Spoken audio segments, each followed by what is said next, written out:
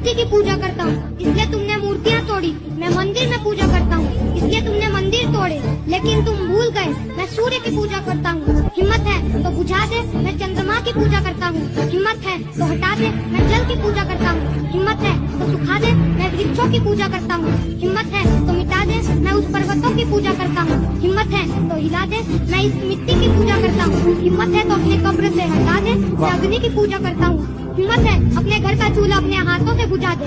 सनातन का मतलब भी समझते हो, जो आदि और अनंत है, जो पुरातन है, वर्तमान और भविष्य में, जो सबका जन्मदाता है, इसलिए वो पिता है। हिम्मत है तो अपने नाम से अपने बाप का नाम मिटा दे।